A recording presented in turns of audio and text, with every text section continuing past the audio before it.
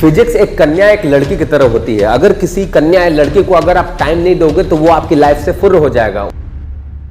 Hello everyone, मेरा नाम है जलज गुप्ता और आज के इस वीडियो में कोई भी फेक बात नहीं होगी। ये आपके यूपी और सीबीएसई बोर्ड के चैनल पे केवल रियलिटी आपको दिखाई जाएगी कि आखिर में 100 आफ्टर 100 का रियलिटी क्या है। केवल ट्रुथ टॉक्स की जाएगी, कोई भी इधर उधर का नाम बात नहीं, कोई भी फेक बात नहीं कि 10 दिन में तुम्हें एकदम हीरो बना दिया जाएगा, वैसा कोई भी फेक बात नहीं होगा। आपको यह समझाया जाएगा किस तरीके से फिजिक्स को आप स्टेप बाय स्टेप पढ़ोगे तो किस तरीके से फिजिक्स पता भी नहीं चलेगा, आपका एकदम तैयार हो जाएगा। और यह बात भूलो मत कि आपके पास मात्र 4 से 5 महीने बचे हैं और इसी 4 से 5 महीने में आपको यहां से लगभग यहां पर पहुंचना पड़ेगा, तब जाकर के आप अच्छे खासे स्कोर कर पाओगे, नहीं तो एकदम आप बर्बादी के कगार पे पहुंच जाओगे अगर इसी तरीके से चलते रहे तो।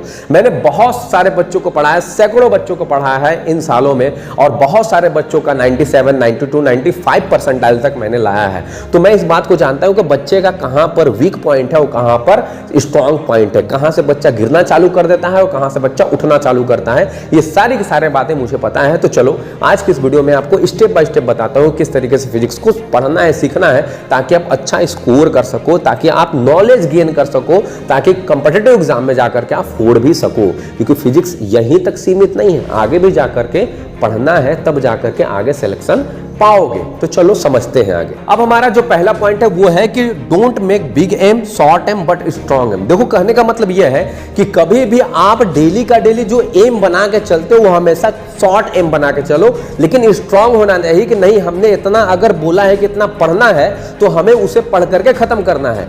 बच्चे क्या गलती करते हैं कि बच्चे एक दिन में ही सोचते हैं कि हम 5 घंटा 6 घंटा केवल फिजिक्स ही पढ़ ले और दूसर का दिन आते आते क्या हो जाता है, ठप पड़ जाते हैं, एकदम शांत, कोई पढ़ाई लिखाई नहीं, फिजिक्स से नाता टूट जाता है। देखो फिजिक्स एक ऐसा आपका सब्जेक्ट है जिसको आपको रूटीन में लाना होगा, कंटिन्यूटी में लानी होगी।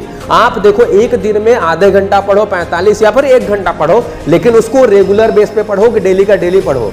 थोड़ा सा ये आप लोग इग्नोर करोगे जो आवाज आ रहा है पीछे का। तो कभी भी आपको क्या पढ़ना है, मैंने क्या बोला, कभी भी आपको क्या पढ़ना है, डेली का डेली पढ़ना है, कभी भी गैप नहीं करना है। इस बात को समझो थोड़ा सा। क्या इतना बात समझ में आ रहा है? ये नहीं कि हम एक दिन पढ़े, बहुत ज्यादा पढ़ लिया और दूसरा का दिन से गैप। डेली का डेली रूटीन डालो, क्योंकि भाई साहब फिजिक्स है ये, केमिस्ट्री और मैथ नहीं है। केमिस्ट्री में हम केवल रट लिए और जो क्या मैथ में है 1-2 कॉन्सेप्ट समझे, 4 कॉन्सेप्ट समझे और बहुत सारे सवाल लगा लिए। इसमें हर स्टेप पे आपको एक नया कॉन्सेप्ट मिलेगा और उस नए कॉन्सेप्ट पे नया न्यूमेरिकल मिलेगा। तो आपको डेली पढ़ना पड़ेगा, तब जाकर के आपको समझ में आएगा। क्या इतना बात समझ में आ रहा है? अब चलते हैं दूसरे पॉइंट। अब हमारा जो देखो दूसरा पॉइंट है वो ये है कि quality is always greater than quantity. देखो जो आपके क्वालिटी स्टडी का जो लेवल है वो हमेशा अपर होना चाहिए देन क्वांटिटी से। देखो अगर आप एक दिन में आधे घंटे पढ़ रहे हो, 45 मिनट पढ़ रहे हो या फिर 1 घंटे पढ़ रहे हो, आपका इस तरीके से पढ़ाई होना चाहिए कि आपने कितना ज्यादा कॉन्सेप्ट को ऑब्जर्व किया, कितना ज्यादा फिजिक्स को सीखा। नहीं तो आपके एक भी ना न्यूमेरिकल लगने वाले हैं, नहीं डेरिवेशन लगने वाले हैं। अब देखो आपका क्वालिटी वाला स्टडी कैसे इंप्रूव हो पाएगा, कैसे आप अधिक से अधिक फिजिक्स को सीख सकते हो। तो पहली बात तो आप अपने बेसिक्स को क्या करो, क्लियर करो। बेसिक्स का मतलब जो भी बेसिक मैथमेटिक्स होते हैं, जो भी फिजिक्स के अंदर के जो भी बेसिक चैप्टर होते हैं, जैसे यूनिट एंड डायमेंशन हो गए, या फिर जैसे मोशन इन 1 डायमेंशन, 2 डायमेंशन, या फिर वेक्टर या फिर स्केलर वाला जो चैप्टर है उसको क्लियर करो। अगर ये सारे के सारे चीजें आप क्लियर कर पा रहे हो तो आपके बेसिक्स ऐसे ही क्लियर हो गए। तो आपका जो कॉन्सेप्चुअल करने का पढ़ाई है, जो आपका क्वालिटी वाला पढ़ाई है, वो अपने आप इंप्रूव हो जाएगा। तो फर्स्ट ऑफ ऑल देखो अधिक दिन नहीं लगते। आप हमेशा अगर मान लो कि किसी भी चैप्टर को पढ़े तो उस चैप्टर में देख लो किस चीज का ज्यादा जिक्र है। अगर वेक्टर स्केलर का ज्यादा जिक्र है या फिर मोशन का ज्यादा जिक्र हो रहा है या फिर उसमें मैथमेटिक्स ज्यादा है, तो आप उसको क्या कर सकते हो, बेसिक को आधे घंटे 1 घंटे थोड़ा सा पढ़ लो। पढ़ने का कहां से? तो भैया यूट्यूब पे बहुत सारे वीडियो पड़े हुए हैं, हमारे जैसे हजारों लाखों टीचर पढ़े हुए हैं जो आपको ये चीजें समझा सकते हैं और आपको इंप्रूव करा सकते हैं। क्या बात समझ में आ रहा है? तो ये चीज। अब चलते हैं अपने अगले पॉइंट पे। अब हमारा देखो जो तीसरा पॉइंट है वो ये है कि रिसोर्सेज टू फॉलो।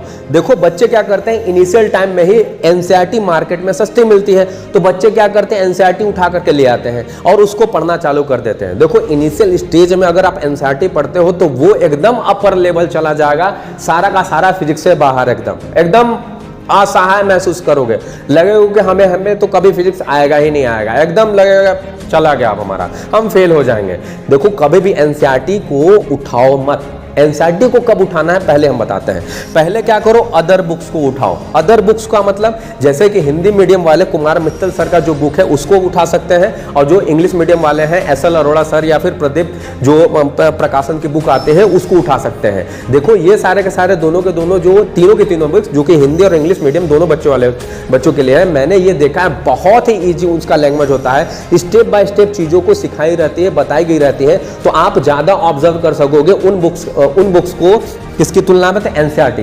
फिर क्या करो, देखो एनसीईआरटी को पढ़ना बहुत ही ज्यादा जरूरी है। एनसीईआरटी वो दवाई है जिससे कि आपको बहुत आगे तक जाना है। बात समझ में आ रहा है? एनसीईआरटी वो दवा है, क्योंकि एनसीईआरटी पढ़ोगे तब बहुत सारे कॉम्पिटिटिव एग्जाम्स भी होते हैं जिसमें क्वेश्चंस कहां से आते हैं, तो इससे आते हैं। तो एनसीईआरटी वो दवाई है जो आपको बहुत दूर तक ले जाएगा। क्या बात समझ में आ रहा है? अब देखो, तो आगे इन बुक्स को पढ़ो, स्टेप बाय स्टेप थोड़ा थोड़ा रीड करो, थोड़ा थोड़ा पढ़ो, इनके एग्जांपल सॉल्व करो। अगर ये आपको थोड़ा आने लगता है तो तब आप क्या करोगे कि फिर एनसीईआरटी को लाइन बाय लाइन पढ़ना चालू करोगे। तो ये बात याद रखो। देखो थोड़ा सा आपको अगर मेहनत करना पड़ेगा, अगर आप थोड़ा सा इनिशियल टाइम में मेहनत कर लेते हो तो आगे आपको आसान बहुत लगने लगेगा। ये नहीं है कि अगर आप 4 घंटे पढ़ रहे हो, 4 घंटे मेहनत कर रहे हो तो आगे जाकर भी 4 घंटे आपको मेहनत करनी पड़ेगी, ऐसा बात नहीं है। आगे जाकर के आपको लगभग अगर आप 1 से 1.5 घंटे भी फिजिक्स को पढ़ते हो तब भी आपको बहुत अच्छा नॉलेज गेन हो जाएगा, या फिर आप बहुत अच्छे तरीके से फिजिक्स को आसान तरीके से समझना चालू कर दोगे। तो ये बैकग्राउंड में जो नॉइज है उसे थोड़ा सा इग्नोर करना और बातों को समझो। क्या बात समझ में आ रहा है? अब चलते हैं अपने नेक्स्ट पॉइंट। ये देखो जो हमारा पॉइंट है ये आपके लिए एकदम अमृत साबित होगा। देखो पॉइंट में क्या है कि रिवीजन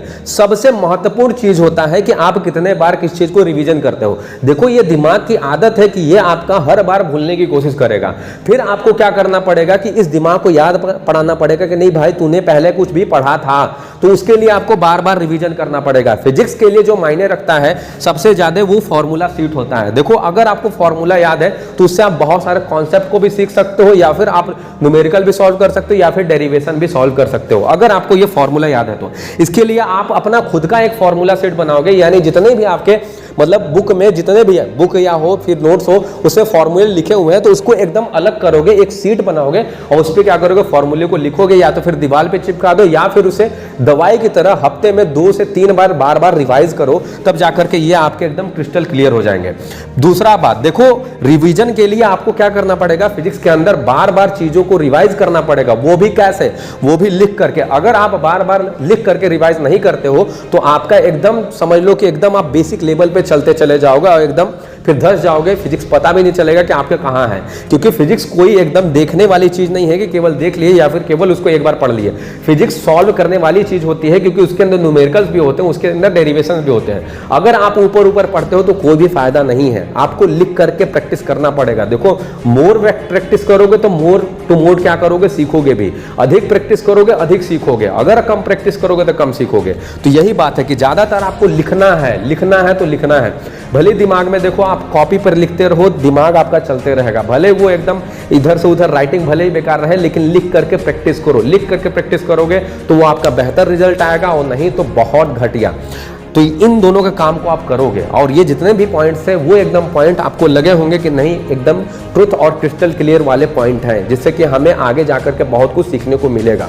तो आज के लिए बस इतना ही करते हैं। अगर ये आपको वैल्यूबल लगता है तो अपने एक मित्र के पास इसे जरूर शेयर करोगे, और ऐसे वीडियो के लिए हमें सब्सक्राइब कर लेना। मिलते हैं एक नए वीडियो में एक नए टॉपिक के साथ, तब के लिए धन्यवाद।